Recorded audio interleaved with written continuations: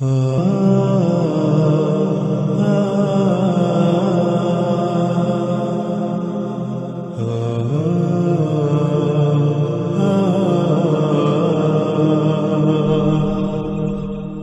کے علاوہ کوئی ایسی ذات نہیں جس کی غلامی کی جائے، بس صرف اور صرف اللہ ہی کی غلامی کرو۔ اللہ سبحانہ وتعالیٰ نے کیوں صرف اور صرف اپنی ہی غلامی کا حکم دیا؟ اس کا جواب بھی اللہ سبحانہ وتعالیٰ اس آیت میں دے دیتے ہیں۔ اللہ سبحانہ وتعالیٰ کہتے ہیں کہ اگر ہوتے یا اگر تھے، یہاں ماضی کا صیغہ ہے، اللہ سبحانہ وتعالیٰ بنیادی طور پر یہ کہہ رہے ہیں کہ آسمانوں اور زمینوں میں تھے اللہ کے علاوہ اور الہ، یعنی کہ اللہ کے علاوہ اوروں کی بات مانی گئی، اوروں کی غلامی کی گئی، اس وجہ سے کائنات میں سب کچھ درہم برہم ہو گیا۔ قرآن کا اسلوب ایسا ہے گویا کہ ہم نے ماضی میں کچھ کیا تو ہمیں وہ بتایا جا رہا ہے، لیکن جب ہم قرآن کا ترجمہ کرتے ہیں، قرآن کو پڑھتے ہیں، تو ہم چونکہ اس دور میں اس وقت میں موجود ہیں تو ہم ماضی کے بجائے حال کو لیتے ہیں، تو اس کے مطابق ہم ترجمہ کرتے ہیں، اس کے مطابق ہم قرآن کو لیتے ہیں۔ لیکن قرآن میں اللہ سبحانہ تعالیٰ نے ماضی کا صیغہ استعمال کر کے پہلے ہی یہ خبریں دے دی کہ ایسا سب کچھ ہو چکا۔ اگر تمہیں روکا گیا اللہ کے علاوہ اوروں کو الہ بنانے سے تو تم نہیں رکے، تم نے اوروں کو الہ بنایا، یعنی کہ تم اوروں کو الہ بناؤ گے تو پھر اس کا انجام کیا ہوگا؟ اس آیت میں اللہ سبحانہ تعالیٰ نے وہ بالکل واضح کر دیا۔ اگر تھے آسمانوں اور زمینوں میں الہ اللہ کے علاوہ تو سب کچھ درہم برہم ہو جاتا، ہر طرف تباہیاں ہو جاتی، ہر مخلوق میں خرابیاں ہو جاتی، تمام مخلوقات میں خرابیاں ہو جاتی، ہر طرف فساد ہو جاتا۔ بس اللہ پاک ہے، اللہ رب ہے عرش کا، اور اللہ پاک ہے اس سے جو کچھ تم کر رہے ہو۔ یعنی اللہ سبحانہ و تعالیٰ نے یہ کہا، اللہ سبحانہ و تعالیٰ یہ کہہ رہے ہیں کہ اللہ سبحانہ و تعالیٰ نے اس کائنات کو خلق کیا تو اس کائنات کے نظام کے چلانے کی جو صلاحیت ہے، جو اہلیت ہے، وہ بھی صرف اور صرف اللہ کے لیے ہے۔ اللہ کے علاوہ کوئی بھی ایسا نہیں ہے کہ جو اس کائنات کا نظام چلا سکے۔ جس کی مرضی سے کائنات میں کچھ ہو سکے تو کائنات ٹھیک رہے، ایسا کوئی بھی نہیں سوائے اللہ کے۔ تو جو کچھ بھی تم کر رہے ہو، جو اعمال، جو کرتوت تم کر رہے ہو، جو حکم تم دوسری مخلوقات کو دے رہے ہو، جو کچھ تم دوسری مخلوقات کو کرنے پر مجبور کر رہے ہو، اللہ نے اس کا حکم نہیں دیا، اللہ اس سے پاک ہے۔ یہ سب کچھ اللہ کے حکم، اللہ کی مرضی کے خلاف ہو رہا ہے، تم خلاف کر رہے ہو۔ تو اللہ سبحانہ وتعالیٰ نے بالکل واضح کر دیا کہ اگر ہوتے آسمانوں اور زمینوں میں اللہ کے علاوہ اور الہ تو کیا ہو جاتا؟ تو فساد ہو جاتا۔ اس لیے اللہ سبحانہ وتعالیٰ نے کہا تھا کہ اللہ کے علاوہ اور کوئی الہ نہیں، اس لیے صرف اور صرف میری ہی غلامی کرو۔ تو آج ہم دیکھتے ہیں کہ آج کیا انسان اللہ کی غلامی کر رہے ہیں یا اللہ کے علاوہ اوروں کی غلامی کر رہے ہیں؟ اگر ہم تھوڑا سا غور و فکر کریں، اپنے ارد گرد نگاہ دوڑائیں، اپنے ہی گریبان میں جھانکیں تو حق ہمارے اوپر بالکل کھل کر واضح ہو جائے گا۔ اب سوال یہ پیدا ہوتا ہے کہ اللہ سبحانہ و تعالیٰ نے ایسا کیوں کہا کہ اللہ کے علاوہ اگر اور الہ ہوتے تو ہر شے درہم برہم ہو جاتی، کائنات میں تمام مخلوقات جو ہیں ان میں فساد ہو جاتا، ان میں خرابیاں ہو جاتی، بیماریاں، نقائص، عیوب پیدا ہو جاتے، سب سارے کا سارا نظام درہم برہم ہو جاتا۔ اللہ تعالیٰ نے جو کائنات میں ایک میزان، ایک توازن قائم کیا ہوا ہے وہ بگڑ جاتا۔ یہ کیوں اللہ تعالیٰ نے کہا؟ اور کیوں اللہ تعالیٰ نے یہ کہا کہ اس کائنات کا نظام چلانے کی اہلیت و صلاحیت صرف اور صرف اللہ ہی کی ذات میں ہے، اللہ کی ذات کے علاوہ کوئی بھی ایسا نہیں جو اس کائنات کا نظام چلا سکے۔ کیوں اللہ تعالیٰ نے ایسا کہا؟ اور جو کچھ تم کر رہے ہو اللہ تعالیٰ اس سے پاک ہے، یعنی کہ یہ اللہ کی مرضی کے خلاف ہو رہا ہے، اللہ تعالیٰ ایسا نہیں چاہتا، تم اللہ کے مقابلے پر الہ بنے ہوئے ہو۔ ایسا کیوں اللہ سبحانہ تعالیٰ نے کہا؟ کیوں اللہ تعالیٰ نے صرف اور صرف اپنی غلامی کا حکم دیا؟ تو اس کی وضاحت بھی اللہ سبحانہ تعالیٰ قرآن میں کھول کر دیتے ہیں، جیسا کہ ہم ان آیات میں دیکھ سکتے ہیں۔ اللہ سبحانہ و تعالیٰ کہتے ہیں اور وہی ہے ذات جس نے خلق کیا آسمانوں اور زمین کو حق کے ساتھ۔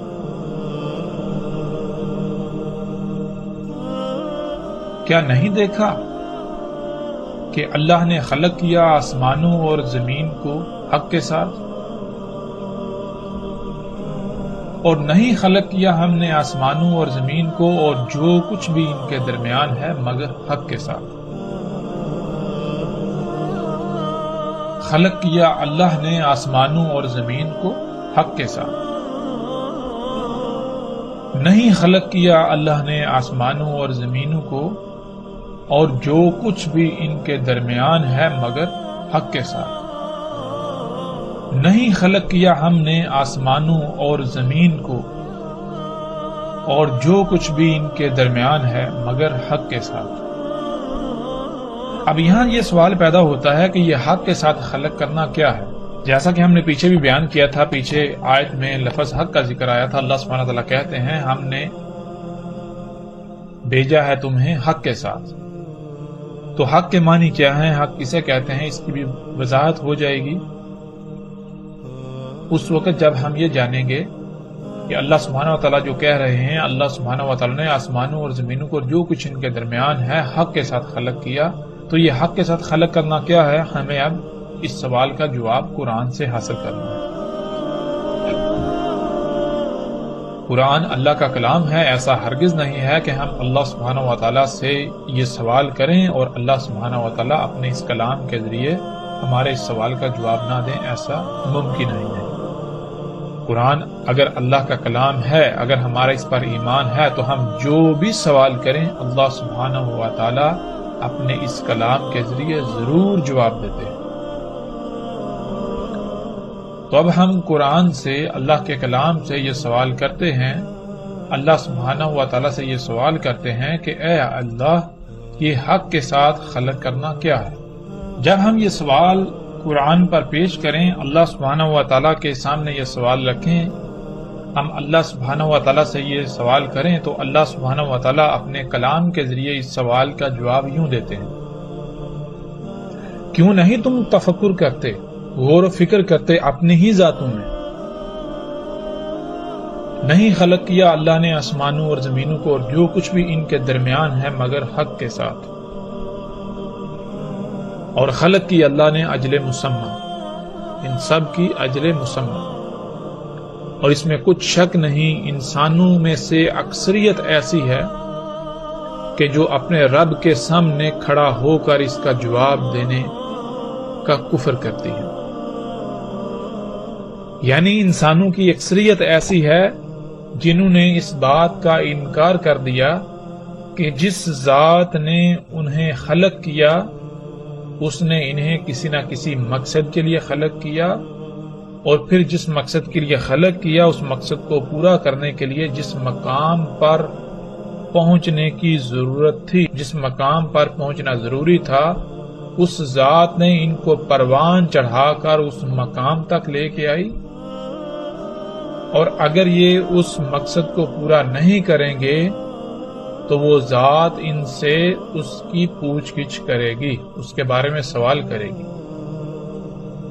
انسانوں کی اکثریت نے اس کا انکار کر دیا کہ ایسا کچھ بھی نہیں ہوگا۔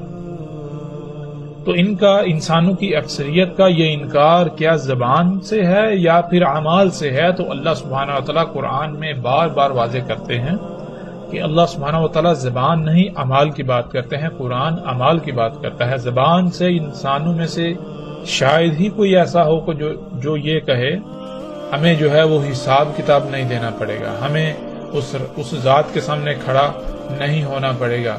انسانوں میں سے شاید ہی کوئی ایسا ہو، لیکن انسانوں میں سے اکثریت نے جب کفر کیا تو پھر وہ اکثریت نے کفر کیسے کیا؟ وہ کفر ہے اعمال کا، یعنی کہ جس چیز سے، جس شے سے اللہ نے روکا، انسان زبان سے تو کہتے ہیں ٹھیک ہے ٹھیک ہے، لیکن عملاً وہ انہی اعمال کو کر رہے ہیں، یہ ہے کفر کرنا۔ لیکن یہاں جو ہمارا سوال تھا، ہمیں اس سوال کا جواب چاہیے۔ ہمارا سوال تو یہ تھا کہ اللہ سبحانہ وتعالیٰ نے یہ کہا کہ اللہ کے علاوہ کوئی بھی ایسی ذات نہیں جس کی غلامی کی جائے۔ کیوں؟ اس کی وجہ یہ ہے کہ اللہ سبحانہ تعالیٰ نے کہا کہ آسمانوں اور زمینوں میں اگر اللہ کے علاوہ کسی کی غلامی کی جائے گی تو سب کچھ درہم برہم ہو جائے گا، کیونکہ اللہ سبحانہ و تعالیٰ نے آسمانوں اور زمینوں اور جو کچھ ان کے درمیان ہے سب کچھ حق کے ساتھ خلق کیا۔ تو اللہ سبحانہ و تعالیٰ نے آسمانوں اور زمینوں اور جو کچھ ان کے درمیان ہے ان کو حق کے ساتھ خلق کیا۔ اس کا مطلب کیا ہے؟ حق کے ساتھ خلق کرنا کیا ہے؟ تو اس کا جواب اللہ سبحانہ و تعالیٰ دیتے ہیں ہمیں اس آیت میں، کیوں نہیں تم غور و فکر کرتے، کیوں نہیں تفکر کرتے تم اپنی ہی ذاتوں میں؟ نہیں خلق کیا اللہ نے آسمانوں کو اور زمینوں کو اور جو کچھ بھی ان کے درمیان ہے مگر حق کے ساتھ، اور خلق کی اللہ نے ان سب کی اجل مسمى۔ اور اس میں کچھ شک نہیں اکثریت انسانوں سے ایسی ہے جو اپنے رب کے سامنے کھڑے ہو کر حساب کتاب دینے کا کفر کرتی ہے۔ یعنی اللہ سبحانہ و تعالیٰ نے اس آیت میں بالکل واضح کر دیا، اللہ سبحانہ و تعالیٰ نے اس آیت میں ہمیں کھول کر جواب دے دیا کہ آسمانوں اور زمینوں اور جو کچھ ان کے درمیان ہے سب کا حق کے ساتھ خلق کرنا کیا ہے۔ اس کا جواب اللہ سبحانہ و تعالیٰ نے اس آیت کے پہلے حصے میں دے دیا۔ اللہ سبحانہ و تعالیٰ کہتے ہیں کہ کیوں نہیں تم غور و فکر کرتے، کیوں نہیں تم تفکر کرتے اپنی ہی ذاتوں میں؟ یعنی کہ جب ہم اپنی ہی ذاتوں میں غور و فکر کریں گے تو ہم پر یہ بات بالکل کھل کر واضح ہو جائے گی کہ آسمانوں اور زمینوں کا اور جو کچھ ان کے درمیان ہے سب کا حق کے ساتھ خلق کرنا کیا ہے، اور جو اللہ سبحانہ و تعالیٰ نے ان کی اجل مسمى خلق کی وہ اجل مسمى کیا ہے۔ اور پھر ہمارے اوپر یہ بات بھی واضح ہو جائے گی کہ اللہ سبحانہ و تعالیٰ نے کیوں صرف اور صرف اپنی ہی غلامی کا حکم دیا، اور کیوں اللہ سبحانہ و تعالیٰ نے کہا کہ اللہ کے علاوہ اگر کسی کی غلامی کی جائے گی تو کائنات میں فسادت، ہر طرف فساد ہو جائے گا، درہم برہم تمام مخلوقات میں خرابیاں ہو جائیں گی۔ کیوں اللہ سبحانہ و تعالیٰ نے یہ کہا کہ اس کائنات کا نظام صرف اور صرف اللہ سبحانہ و تعالیٰ کی ذات ہی چلا سکتی ہے، اس کے علاوہ دوسرے کسی میں یہ اہلیت و صلاحیت نہیں کہ وہ اس کائنات کا نظام چلا سکے، یا پھر اللہ کے علاوہ اگر کسی کی ایک رائے برابر بھی بات مانی جائے اس کائنات میں، کسی کی مرضی کے مطابق اس کائنات میں رائے برابر بھی عمل کیا جائے تو یہ کائنات ٹھیک رہے، ایسا ہرگز نہیں۔ اگر اس کائنات میں اللہ سبحانہ و تعالیٰ کے علاوہ کسی کی مرضی کے مطابق ایک رائے برابر بھی عمل کیا گیا تو اس سے کائنات میں فساد ہوگا۔ تو ناظرین، اب سب سے پہلے ہمیں اپنی ہی ذاتوں میں غور و فکر کرنا ہے۔ جب ہم اپنی ہی ذاتوں میں غور و فکر کریں گے تو حق کھل کر ہمارے سامنے آ جائے گا۔ جب ہم اپنی ہی ذاتوں میں غور و فکر کریں تو جو سب سے پہلی بات ہمارے سامنے آتی ہے وہ یہ کہ ہمارا جسم دو حصوں پر مشتمل ہے۔ ہمارے جسم کے دو پہلو ہیں، ایک پہلو ظاہری اور ایک پہلو باطنی جو کہ پوشیدہ ہے۔ دوسرا، ہمارا جسم لا تعداد اعضاء کا مجموعہ ہے، اور دوسری بات یہ کہ ہمارا جسم کئی اعضاء کا مجموعہ ہے۔ ان میں کچھ اعضاء تو ایسے ہیں جو ہمارے جسم کے ظاہری پہلو کا حصہ ہیں، اور کچھ تو ایسے ہیں جو ہمارے جسم کے باطنی یعنی جو پوشیدہ ہے اس کا حصہ ہے۔ جو جسم ہمارا ظاہری ہے، یعنی ہمارے جسم کا جو پہلو ظاہری ہے، اس میں جو اعضاء آتے ہیں ان میں ہاتھ، پاؤں، ناک، کان، سر، بال، ٹانگیں، گھٹنے، کھال، یہ تمام کے تمام حصے جو ہیں یہ ظاہری پہلو میں آتے ہیں۔ پھر ہم دیکھتے ہیں کہ صرف اور صرف یہ جو ظاہری حصے ہیں، ظاہری اعضاء ہیں، پورا مکمل جسم صرف اور صرف یہ نہیں ہے،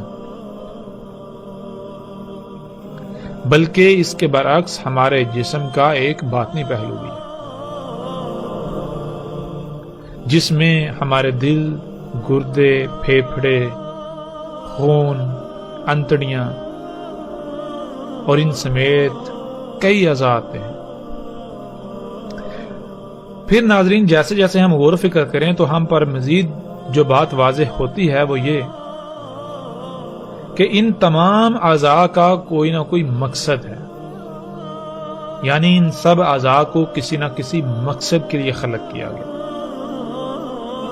اور اسے ہم یوں جان سکتے ہیں کہ اگر ہمارے پاؤں نہ ہوں تو اس سے کیا ہوگا؟ اگر ہمارے پاؤں نہ ہوں تو ہمیں کئی طرح کی تکالیف کا سامنا کرنا پڑے گا، ہم چلنے سے عاجز آ جائیں گے۔ اسی طرح اگر ہمارے ہاتھ نہ ہوں، ہماری آنکھیں نہ ہوں، ہمارے کان نہ ہوں، ہمارا ناک نہ ہو، ہماری زبان نہ ہو یا ہمارا دماغ نہ ہو تو ہمیں کن پریشانیوں کا، مصیبتوں کا، تکالیف کا سامنا کرنا پڑے گا، یہ بھی بالکل واضح ہے۔ تو اس سے ناظرین جو بات سامنے آتی ہے وہ یہ کہ اللہ سبحانہ و تعالی نے ہمارے جسم کے تمام اعضاء کو کسی نہ کسی مقصد کے لیے خلق کیا۔ پھر مزید آگے بڑھتے ہیں۔ جب مزید ہم غور و فکر کریں تو ہم یہ دیکھتے ہیں کہ تمام کے تمام انسانوں میں ہاتھ ایک مخصوص مقام پر ہیں، پاؤں ایک مخصوص مقام پر ہیں، آنکھیں، کان، ناک، سر، دماغ، یعنی جتنے کے جتنے اعضاء ہیں تمام کے تمام انسانوں میں کسی ایک مخصوص مقام پر ہی کیوں ہیں؟ ہر انسان کی آنکھیں ایک ہی مقام پر ہیں، ہاتھ ایک ہی مقام پر ہیں، پاؤں ایک ہی مقام پر ہیں۔ ایسا کیوں نہیں کہ پاؤں کی جگہ ہاتھ ہوں، ہاتھوں کی جگہ پر ناک ہو، ناک کی جگہ پر کان ہوں؟ ایسا کیوں نہیں؟ جب ہم غور و فکر کریں تو ہم پر یہ بات کھل کر واضح ہو جاتی ہے کہ اگر پاؤں کی جگہ پر سر ہو تو پھر ہم زندہ نہیں رہ سکتے، پھر ہمیں تکالیف کا سامنا کرنا پڑے گا۔ سر کو جس مقصد کے لیے خلق کیا گیا وہ مقصد صرف اور صرف اسی وقت پورا ہو سکتا ہے، سر اس مقصد کو تب ہی پورا کر سکتا ہے جب وہ اس مقام پر ہوگا جس مقام پر قائم ہو کر اس مقصد کو پورا کر سکتا ہے، جو مقام سر کا ہے۔ اسی طرح جب تک پاؤں اپنے مقام پر نہیں رہیں گے تب تک وہ اپنا مقصد پورا نہیں کر سکتے۔ یعنی جیسے ہم نے غور و فکر کیا تو یہ بات بھی ہم پر بالکل کھل کر واضح ہو گئی کہ اللہ سبحانہ و تعالی نے نہ صرف ہمارے تمام کے تمام اعضاء کو خلق کیا بلکہ ان کو خلق کر کے جو جو ان کا مقام تھا ہر ایک کو ان کے مقام پر قائم کیا۔ جب تک یہ اپنے اپنے مقام پر قائم رہیں گے تب تک یہ اپنی اپنی ذمہ داری ادا کر سکیں گے، تب تک یہ اس مقصد کو پورا کر سکیں گے جس مقصد کے لیے انہیں خلق کیا گیا۔ بالکل اسی طرح ناظرین جو ہمارے جسم کے پوشیدہ پہلو میں اعضاء ہیں جیسے دل، گردے، پھیپھڑے، دماغ، خون، انتڑیاں، ان سمیت جتنے بھی باقی اعضاء ہیں وہ سب کے سب بھی اپنے اپنے مقام پر رہتے ہوئے اپنی اپنی ذمہ داری ادا کر رہے ہیں۔ کوئی دوسرے کے مقام پر رہ کر اپنی ذمہ داری ادا نہیں کر سکتا، اپنی ذمہ داری پوری نہیں کر سکتا۔ پھر جیسے جیسے مزید ہم غور و فکر کرتے چلے جائیں تو ہم پر یہ بات بھی واضح ہوتی ہے کہ جیسے دل ہے اگر وہ اپنا کام کرنا چھوڑ دے تو جسم کی موت ہو جائے گی۔ یعنی جسم کے تمام اعضاء ایک دوسرے کے ساتھ ایسے مشروط ہیں، سب کا ایک دوسرے کے ساتھ ایسا تعلق قائم ہے کہ جب ایک اپنی ذمہ داری پوری کرے گا تو دوسرا عضو اپنی ذمہ داری پوری کر پائے گا۔ اگر کسی ایک عضو نے بھی اپنی ذمہ داری پوری کرنا ترک کر دی تو اس سے مشروط، اس سے متعلقہ جتنے بھی اعضاء ہیں وہ بھی اپنی ذمہ داری ترک کر دیں گے، وہ اپنی ذمہ داری پوری نہیں کر پائیں گے۔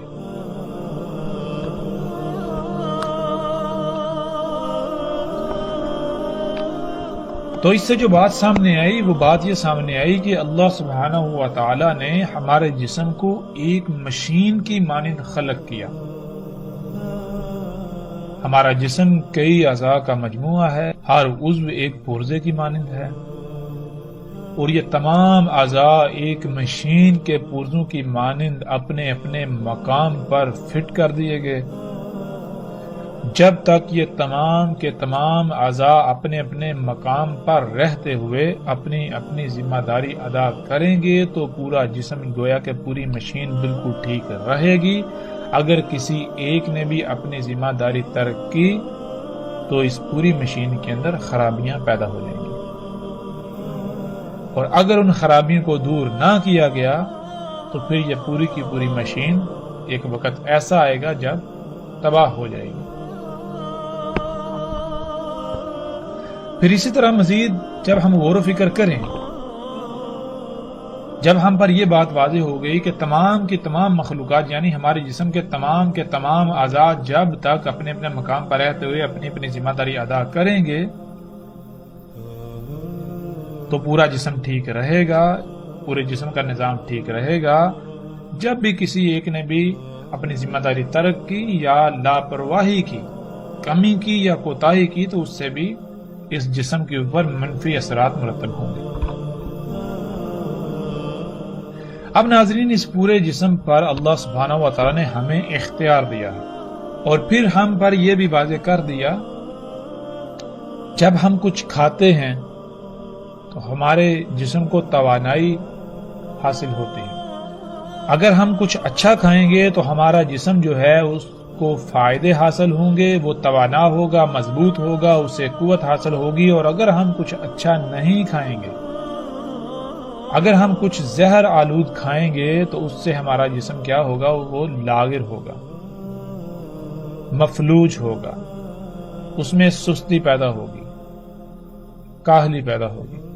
ہم جو کچھ بھی کھاتے ہیں، خواہ اس کی مقدار کم ہو یا زیادہ ہو، اس کا رد عمل ضرور مرتب ہوتا ہے۔ ہم جیسے ہی اپنے جسم میں گہرائی میں جا کر غور و فکر کریں گے تو ہمیں یہ بالکل واضح ہو جائے گا کہ اگر ہمارے جسم میں کوئی رائے برابر بھی عمل ہوتا ہے تو اس کا رد عمل ضرور ظاہر ہوتا ہے۔ اگر عمل اچھا ہوگا، مثبت ہوگا تو اس کا رد عمل مثبت سامنے آئے گا، اور اگر عمل جو ہے وہ منفی ہوگا تو اس کا رد عمل بھی منفی سامنے آئے گا۔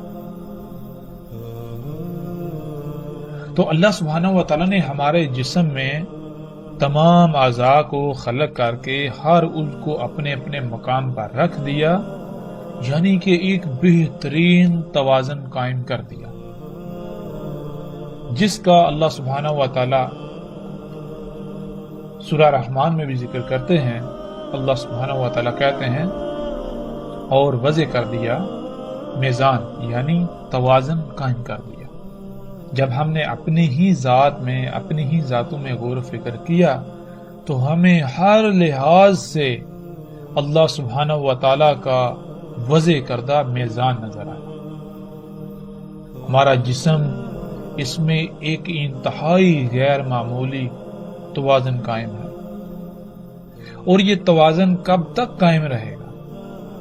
اس کا جواب بھی اللہ سبحانہ و تعالی نے قرآن میں بالکل واضح کر دیا۔ سورہ الرحمن میں ہی اللہ سبحانہ و تعالی کہتے ہیں، جان لو جو تمہیں ہدایات دے دیں ان کے خلاف اس میزان میں ہرگز مت کرو۔ یعنی اللہ سبحانہ و تعالیٰ کہہ رہے ہیں کہ جان لو جو تمہیں ہدایات دے رہی ان ہدایات کے برخلاف، ان ہدایات کے برعکس کوئی بھی عمل نہ کرو اس میزان میں۔ پھر آگے اللہ سبحانہ و تعالیٰ کہتے ہیں اور قائم کرو وزن قسط کے ساتھ اور نہ خسارہ کرو میزان میں، جو ہم نے توازن قائم کر دیا اس میں خسارہ نہ کرو۔ تو خسارہ کیسے ہوتا ہے، قسط کے ساتھ وزن اس میزان میں قائم کرنا کیا ہے، اس کو بھی ناظرین ہم یہاں پر جان لیتے ہیں تاکہ ہم پر ہر لحاظ سے ہر بات بالکل کھل کر واضح ہو جائے۔ مثال کے طور پر صبح ہم اٹھتے ہیں، کھانا کھاتے ہیں، اس کے بعد کام کرتے ہیں، تو کیا ہوتا ہے؟ جسم کو کھانا کھانے سے جو قوت حاصل ہوئی تھی وہ آہستہ آہستہ ختم ہو جاتی ہے، وہ قوت ہم نے صرف کر دی، استعمال کر دی کاموں میں۔ تو اللہ سبحانہ و تعالیٰ یہ کہہ رہے ہیں کہ ایسا ہرگز نہیں کرنا کہ جو قوت جسم میں ہے وہ تو استعمال کر لو، لیکن واپس جسم کو وہ قوت فراہم نہ کرو، ایسا نہیں کرنا۔ قسط کہتے ہیں، مثال کے طور پر ایک ترازو ہے، اس کے دو پلڑے ہیں، دونوں پلڑوں میں برابر برابر وزن کی اشیاء رکھی ہوئی ہیں، تو اگر آپ اس کے ایک پلڑے سے کچھ اٹھاتے ہیں تو وہاں اتنا ہی وزن دوبارہ رکھ دینا تاکہ وہ جو میزان ہے، جو توازن ہے، وہ برقرار رہے، توازن بگڑے نہ۔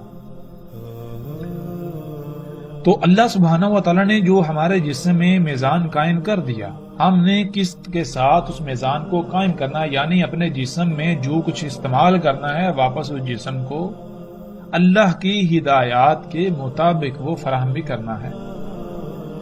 جب تک خالق کی ہدایات کے خلاف کوئی عمل نہیں ہوگا، تب تک خالق کی ہدایات کے مطابق اس میزان میں عمل کیا جائے گا تو اس میں کوئی خسارہ نہیں ہوگا، کوئی کمی نہیں ہوگی، اور جب ہی ہم نے